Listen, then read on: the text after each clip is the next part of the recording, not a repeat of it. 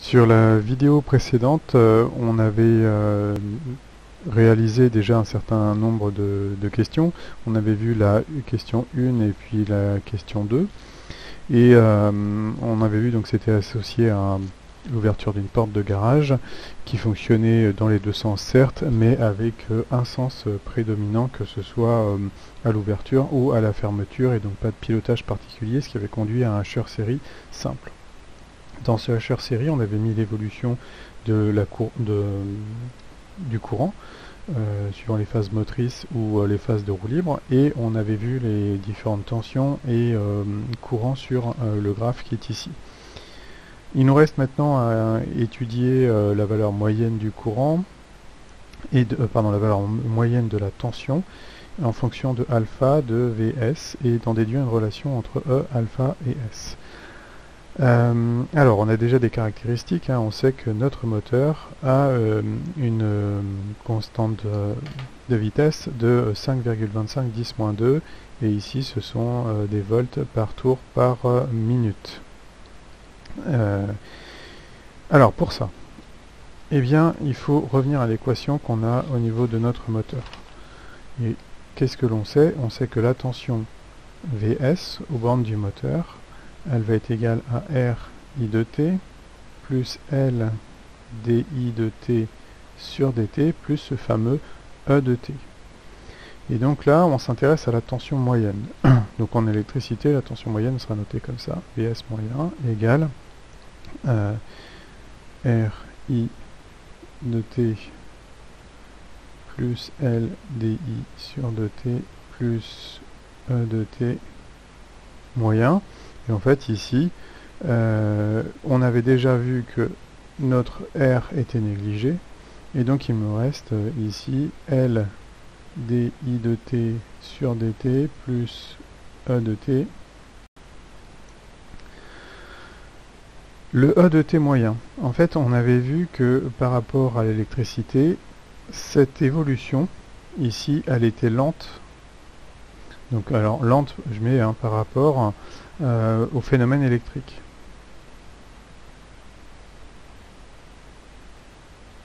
Du coup, finalement ce E de t il va apparaître comme constant, et ici notre bobine ne stocke pas d'énergie.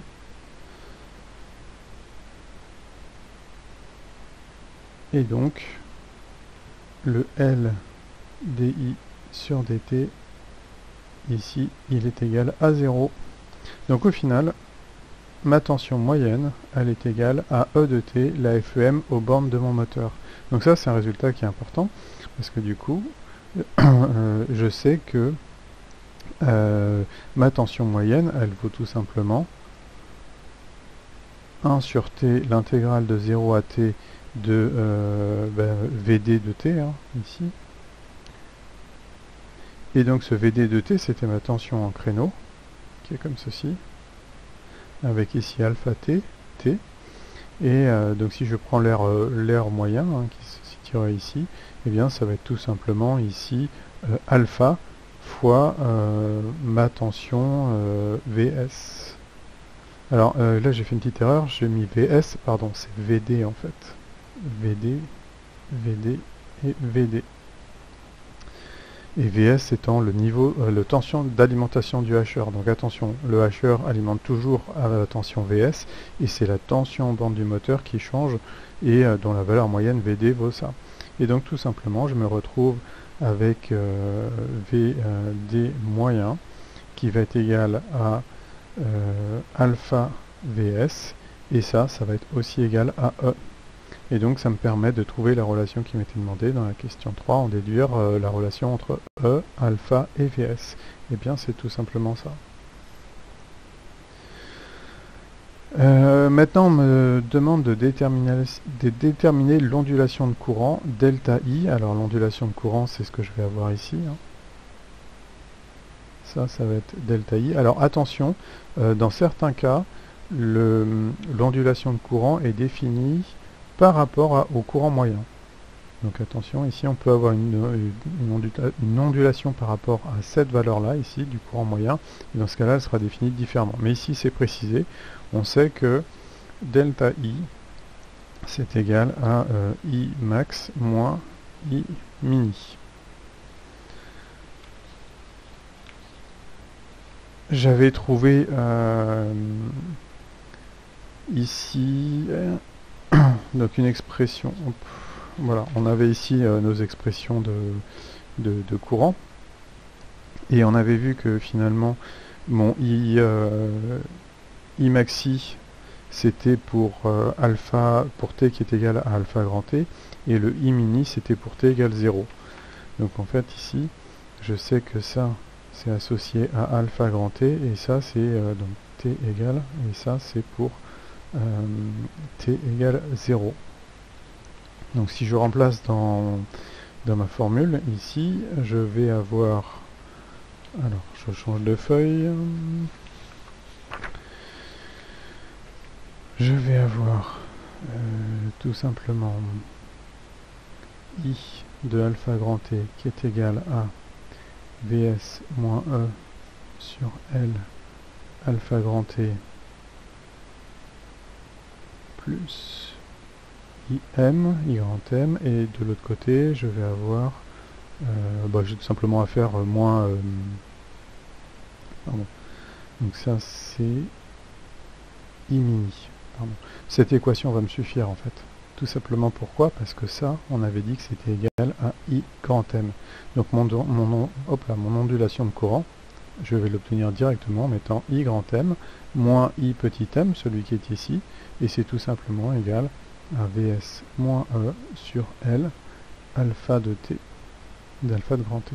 Donc ici, je réponds à la question 4. Et j'ai bien un résultat fonction de alpha, de Vs, de L et de grand T, la période de hachage. Et donc comme ça, égale delta I. Représenter l'allure de delta I en fonction de alpha. Alors pour ça, je vais devoir me servir du résultat précédent. Et donc, ce qu'on avait vu, c'est que la tension E de T, eh bien, elle est égale à alpha Vs. Et donc, je peux réinjecter cette équation ici. Et donc, je me retrouve avec delta I, qui est égal à Vs sur L, facteur de alpha moins alpha carré fois T. J'ai développé les alphas qui sont ici. Et ici, en fait, ça représente quoi? Ça va représenter une parabole, mais inversée. Et pour lequel, à alpha qui vaut 1,5, je vais avoir en fait quelque chose qui sera maximum. Alpha qui vaut 0. Donc là, je mets mon delta I. Ici, je mets alpha. Alpha qui vaut 0, en fait, j'ai pas d'ondulation de courant. Donc je pars ici. Je suis là, pour alpha qui vaut 0. Pour alpha qui vaut 1, 1 moins 1 au carré, ça fait 0. Donc je me retrouve ici.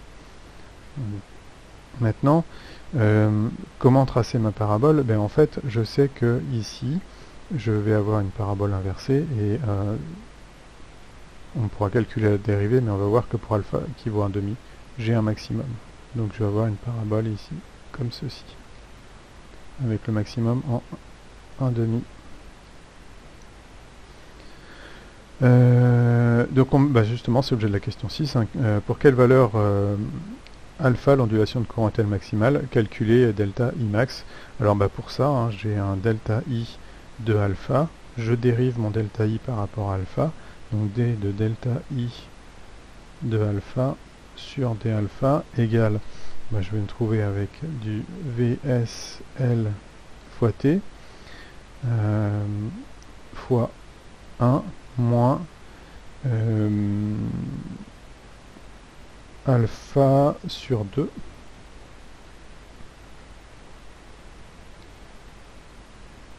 Pardon, 2 alpha. Hop, je vérifie, oui, j'ai pas fait d'erreur. Ah oui, c'est bon. Du coup, comme je recherche un maximum ou un minimum, hein, en fait ici, c'est le maximum du fait de la forme de ma fonction, je vais rechercher ça égal à 0. Et donc ça égale à 0, ça revient à chercher 1 moins 2 alpha égale 0, et d'où le résultat qu'on avait trouvé, alpha qui vaut 1,5. Et ça veut donc dire que quand mon hacheur sera à 50% du rapport cyclique, c'est là où l'ondulation de courant va être maximale. Question 7, déterminer la valeur d'alpha qui permet de régler la vitesse de rotation de n 1000 tours par minute. Alors, en fait, dans notre sujet ici, on voit que E égale K fois N, avec K qui vaut 5,25 10-2. Eh bien, on veut tout simplement avoir une FEM qui est égale à comment dire, E divisé par K, hein. Donc ici je vais avoir E égale Kn. Du coup, comme je veux N qui vaut 1000, je vais me trouver avec un E qui est égal à tout simplement 5, 25, 10, moins 2 fois 1000. Et je vous rappelle que E est égal à alpha Vs.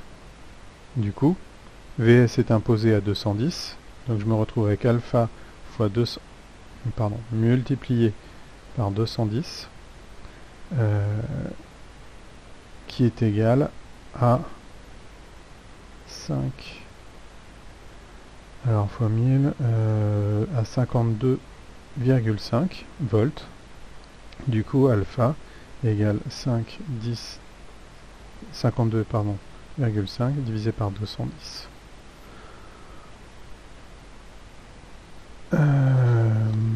Et puis, alors ensuite, j'avais représenté l'allure des courants. Et ça je l'avais déjà anticipé, hein, puisque ça c'était l'objet de la question Q8. Donc on voit ici notre profil de courant, hein, et suivant les éléments en conduction, eh bien on n'a que cette partie-là ou que cette partie-là.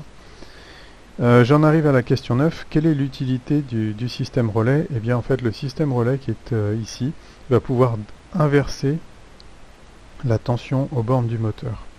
Et ça c'est tout simplement une inversion qui se fait une fois le moteur, enfin une fois qu'on décide de changer de sens, c'est-à-dire qu'on stoppe l'ouverture du portail, et au travers du relais, on inverse la tension en borne du moteur.